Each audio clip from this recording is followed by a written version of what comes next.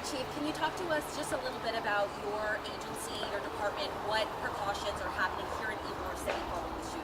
Absolutely. Just updates after the case. You may have already seen, we've partnered with the FBI on a portal for citizens to provide tips with video.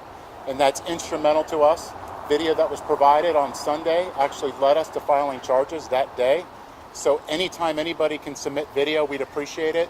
We've even made it easier through this web portal partnering with the FBI.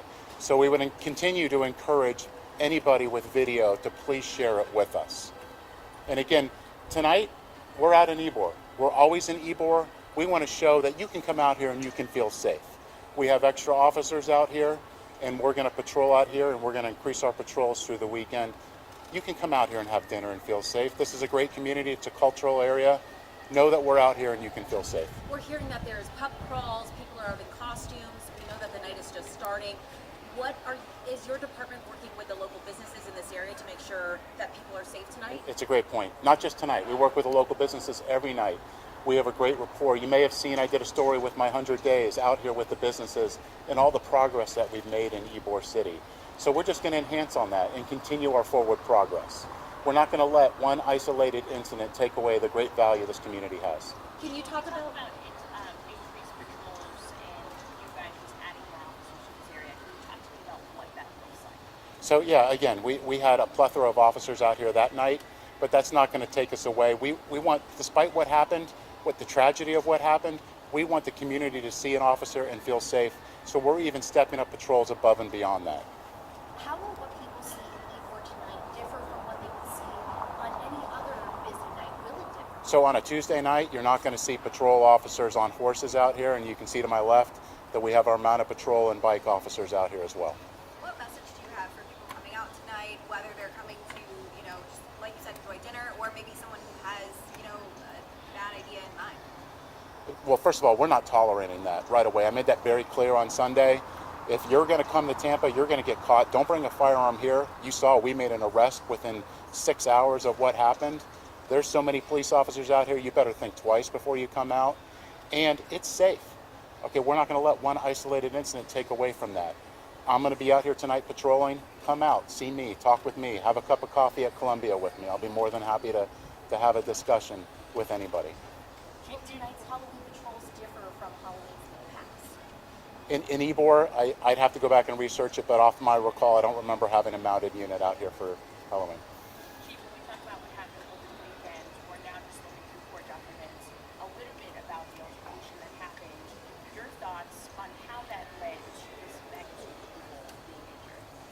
So yeah, I mean, you can look at it as a dispute between two people that brought their dispute to Ybor, and then it escalated into gunfire, and then you have return gunfire where innocent bystanders were in the way.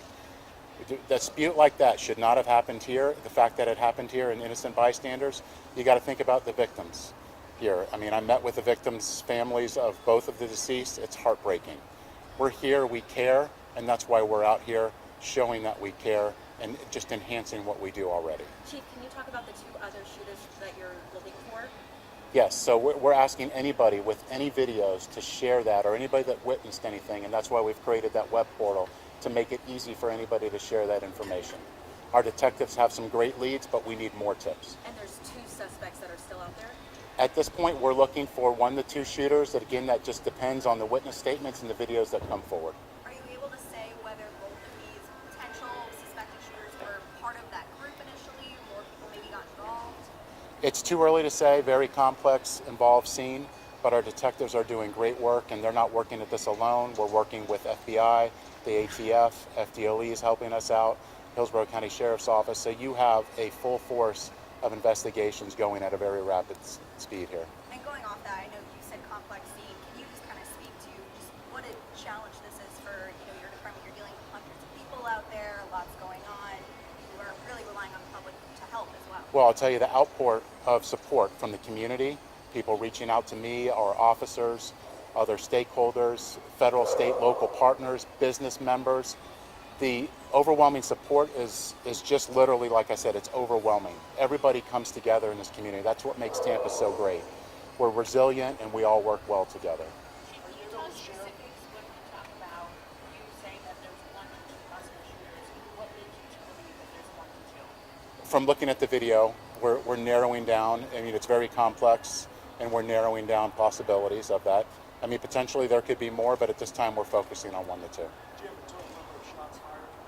We're working through all that right now.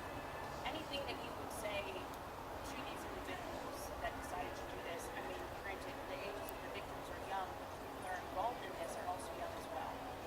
Yeah, you have to think about that. First of all, common sense. You don't want to be out if you're underage at that late of a time. And you also don't want to bring guns out. We need to solve disturbances just dealing with them. Like, you know, in the past it was a fist fight, and now it's escalated to guns. So clearly, if you're going to bring a gun to any event, whether it's an Ybor, whether it's a bowling alley, wherever, you need to leave it at home. And clearly, if you do, you're going to get caught and you're going to get arrested. And you're going to change people's lives.